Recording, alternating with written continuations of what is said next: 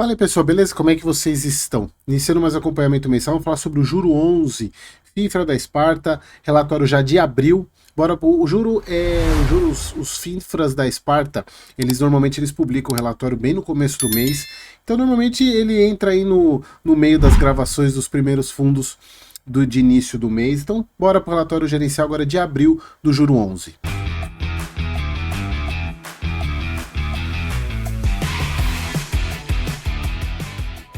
Então vamos lá, pessoal, relatório de abril do fundo. Manteve o pagamento de R$ 1 por cota.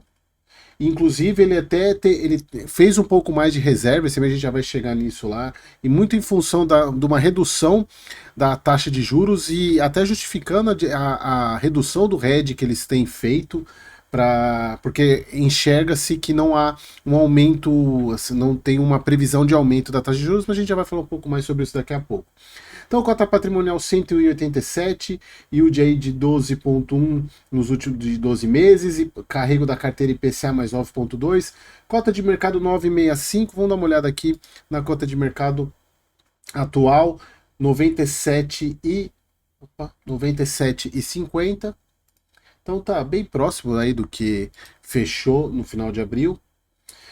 Então, neste relatório trazemos uma nova calculadora de juro 11, eu quero mostrar ela, que é bem interessante. Eu não sei se eles fizeram no CDI, porque eu não estudei o relatório do CDI ainda.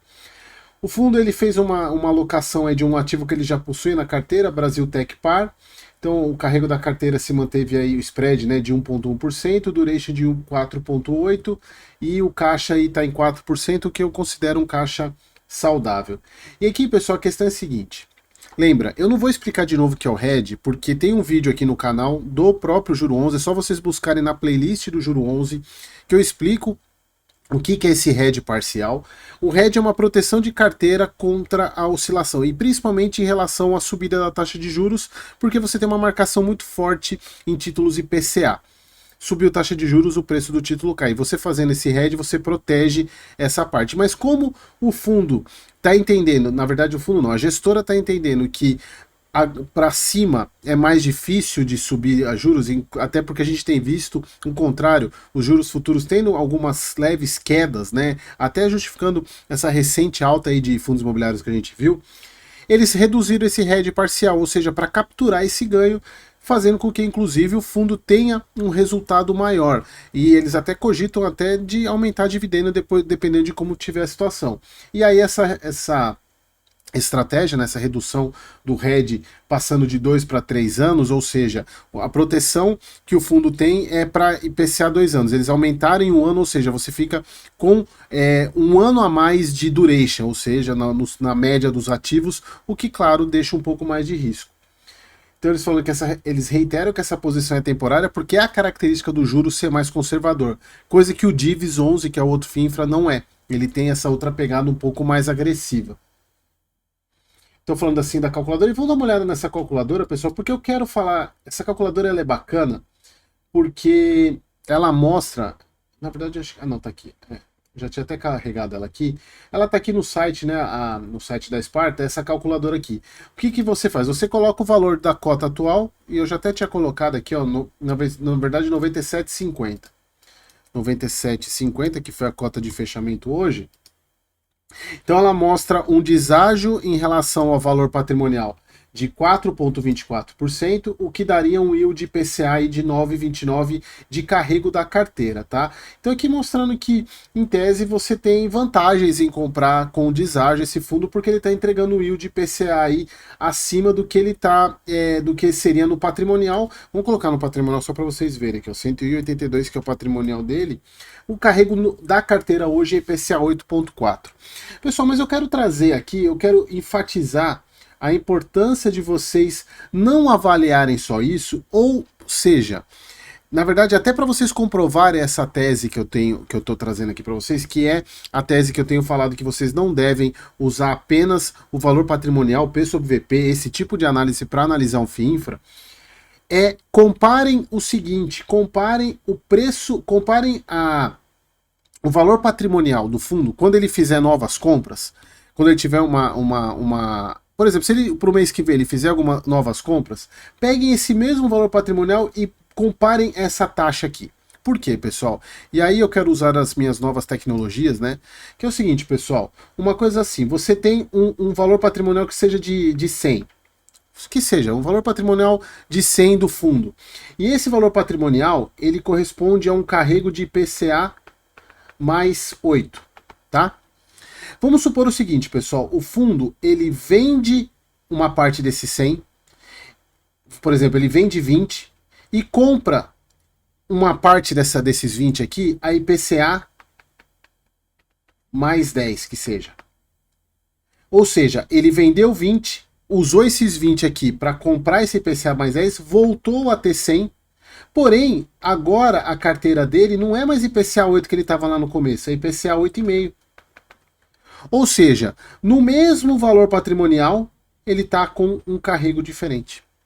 Então, prestem sempre atenção, porque você acaba comprando, eu faço análise do P sobre VP, mas eu preciso olhar como é que está a carteira do fundo. E aqui, pessoal, é claro que a análise do P sobre VP de FIINFRA ela é muito importante, mas ela não deve ser usada, o que eu falo para vocês, ela não deve ser usada de forma isolada, exatamente porque o fundo ele pode manter o mesmo valor patrimonial, só que alterando o carrego da carteira. Por isso que eles sempre informam aqui quanto que está o carrego da carteira. O spread, né, na verdade, o spread da carteira se manteve em 1,1%.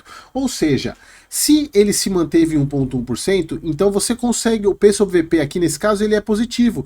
É uma análise positiva porque você alterou você não alterou a rentabilidade da carteira. A questão é quando você tem um aumento no spread da carteira e você fica só comparando o P sobre VP. Exatamente porque você aumentou a rentabilidade, mas o mercado ainda não enxergou isso na precificação.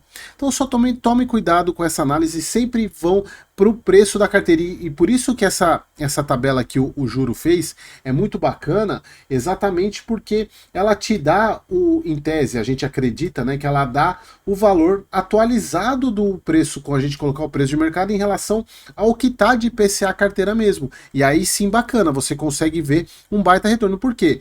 Dependendo da situação, pessoal, você pode pegar um baixo valor patrimonial, só que o yield não muda tanto. Ou, na verdade, um baixo valor de cota em relação ao valor patrimonial, ou seja, comprando em tese com desconto, mas um baixo yield que não significa muito. Fala, pô, tô comprando barato, mas o yield tá baixo, porque ele fez compras ruins, por exemplo. Então essa calculadora é muito bacana e recomendo que vocês usem ela bastante antes de comprar o Juro 11. E ela também serve, pessoal, para a gente ver que você pode em algum momento comprar até acima do valor patrimonial, porque o yield está tão bom que às vezes compensa você comprar acima do valor patrimonial. Então, uma baita iniciativa, gostei dessa iniciativa da Sparta. E aqui, pessoal, uma atualização do DIVs. A partir de hoje, dia 8 do 5, eu até dei uma olhada, eu estou gravando no dia 8 do 5, o DIVs 11 começou a ser negociado na Bolsa. E a gente pode ver aqui, né, se a gente for pegar aqui, ó, vamos pegar aqui já a cotação que fechou hoje, o DIVs 11, 53,15, é isso mesmo? Não, esse aqui é o não, é Div, não, esse não é esse aqui não. Esse aqui é ele não pegou a cotação do Divis 11 aqui. Eu precisaria entrar no Home Broker. Deixa eu entrar no Home Broker aqui, eu vou mostrar para vocês. Bom, pessoal, eu passei minha câmera para cá exatamente porque para esconder alguns valores aqui, né? A gente pegar, vamos pegar o Divis hoje, Divis 11. Divis 11. Nossa. Divis 11 fechou a 100,79, tá aqui, ó. 100,79 é o quanto que o divisor já está negociando, Sparta. Então, só para vocês verem que ele já iniciou a negociação. Bom, voltando ao relatório, então, o fundo ele distribuiu R$1, tem 1,87 de reserva acumulada, ou seja, ele subiu as reservas. E olha só, em função até do RED, eles optaram por seguir recompondo a reserva. Então, eles não estão usando o que eles estão gerando a mais para distribuir. Mas eles já deixam claro aqui, ó, para os próximos meses, se as condições de mercado permitirem, mantemos a perspectiva de distribuições mensais alinhadas ao carrego da carteira de pelo menos R$1. Ou seja, já abriram uma possibilidade aqui, se continuar assim, até de aumentar o dividendo, quem sabe voltar aí para 1,25 que eles pagavam lá no ano passado. Aqui a gente vê o resultado, aqui a gente vê a alocação dinâmica, né, que é a redução do parcial do spread. carteira bem diversificada. Maior exposição, geração de energia. E aqui aquela moralzinha que eles sempre dão no nosso canal aqui, né? Muito obrigado a Esparta por sempre mencionar o nosso canal nos relatórios. Beleza, pessoal? Espero que vocês tenham gostado. Até o próximo vídeo.